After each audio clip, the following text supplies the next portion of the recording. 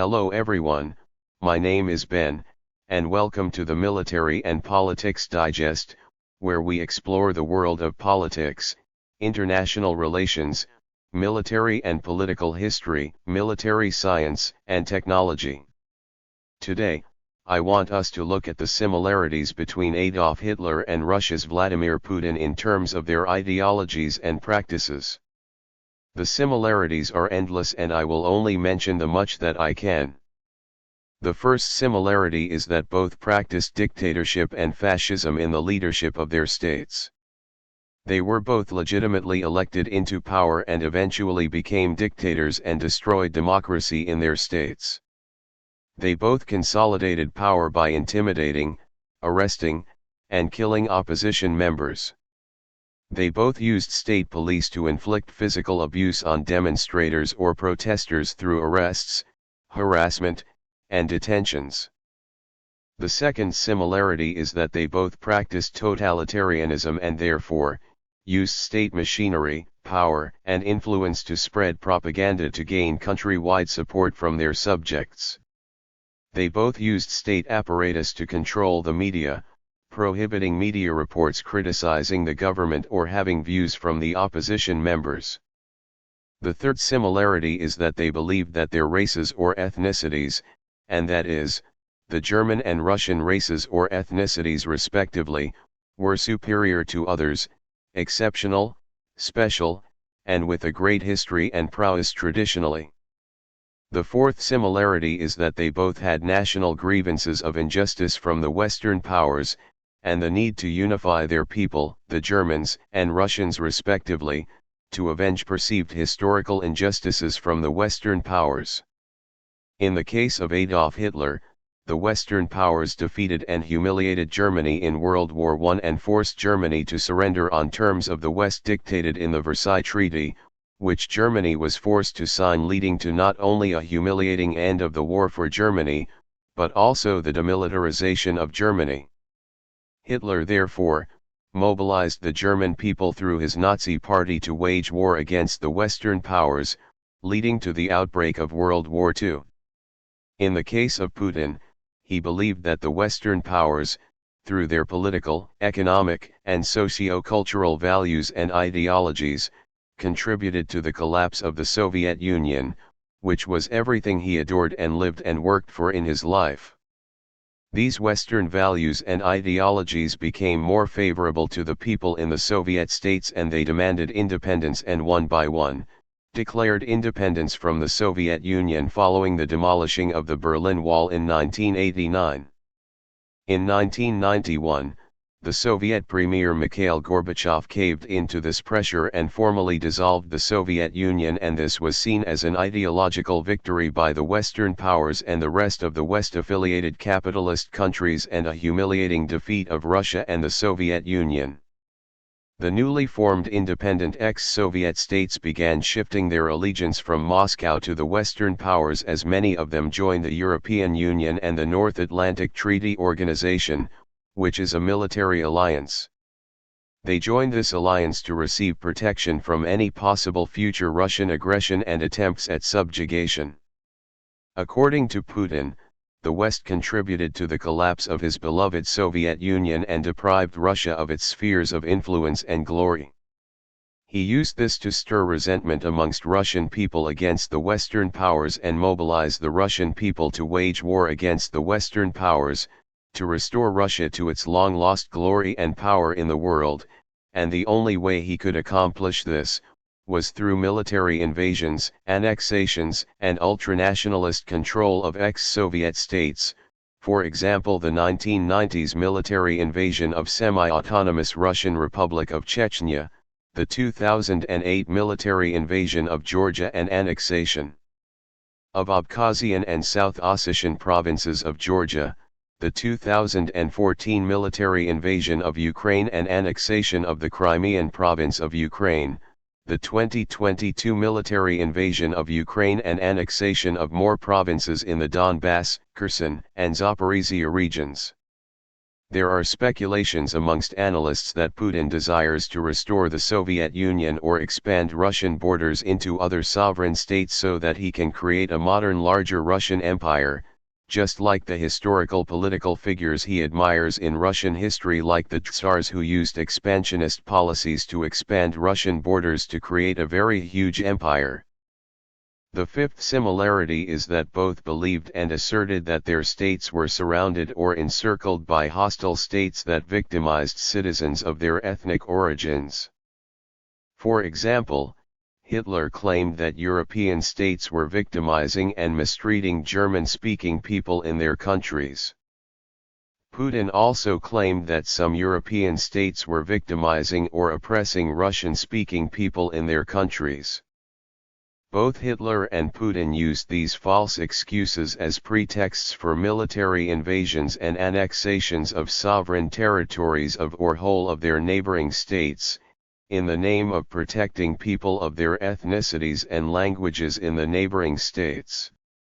This is called irredentism, which is an ideology and practice in international relations that involves expansionism, which is the use of military force, coercion, or intimidation to extend a country's power and influence and sometimes illegally extending borders into another state, and this is specifically referred to as territorial expansionism.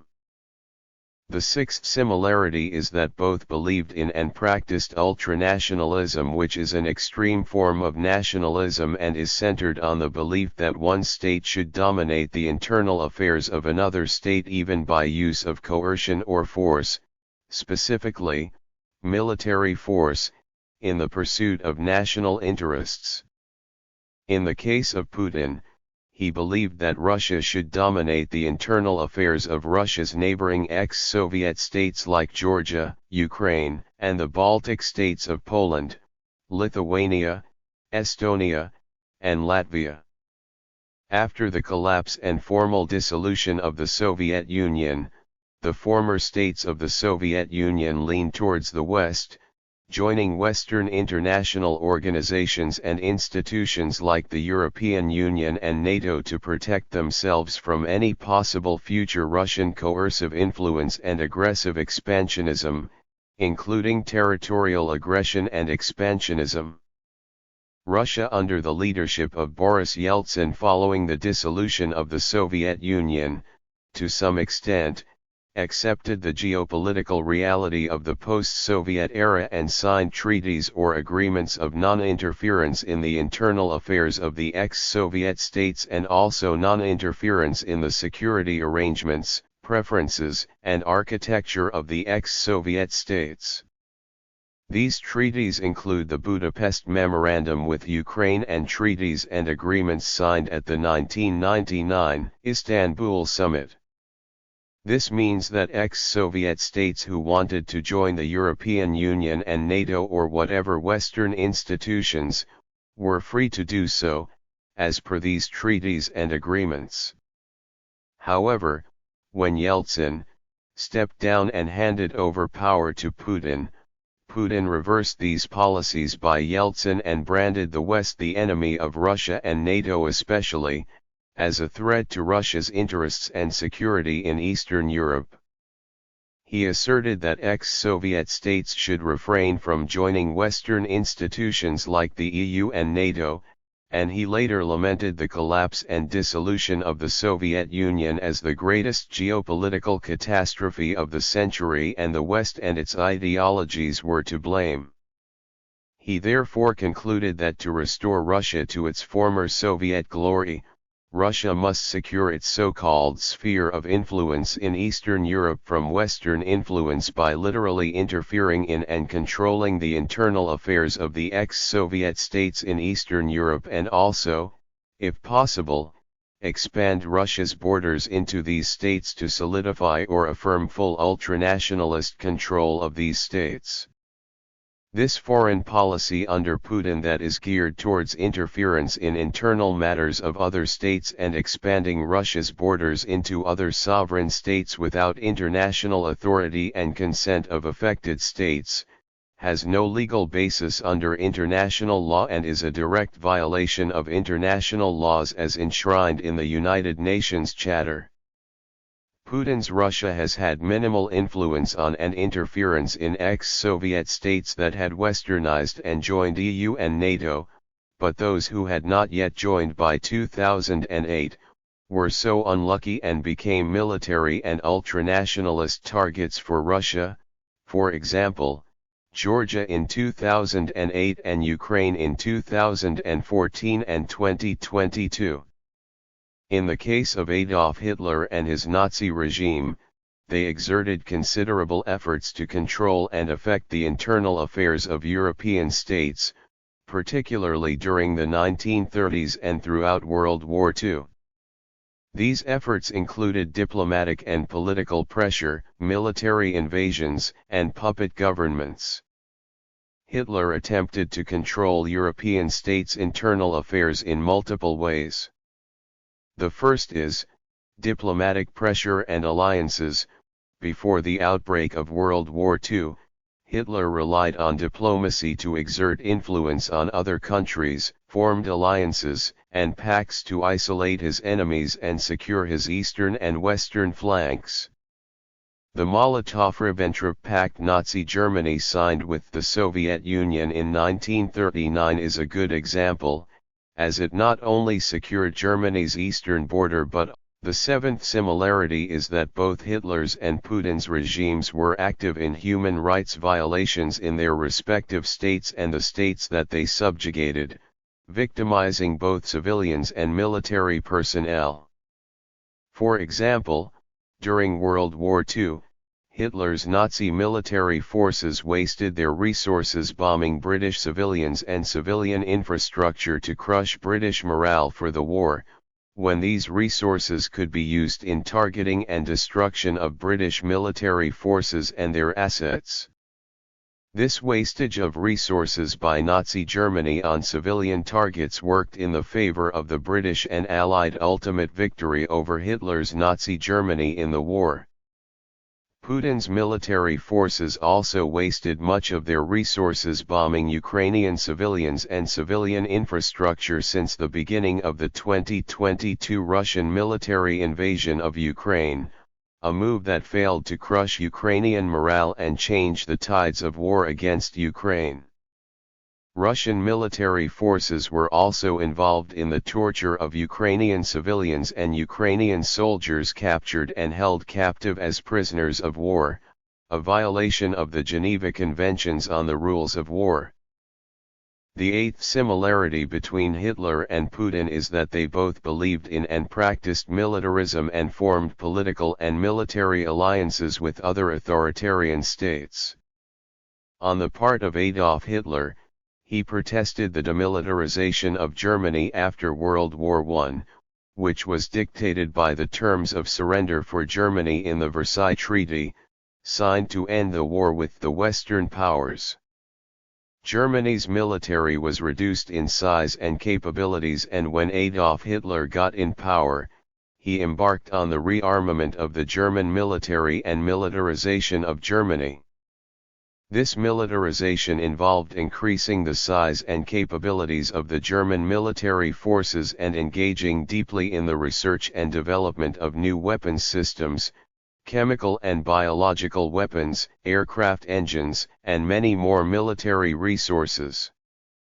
Hitler formed political and military alliances with authoritarian states that also engaged in fascism, expansionism, and ultranationalism. Such states included Japan and Benito Mussolini's fascist Italy.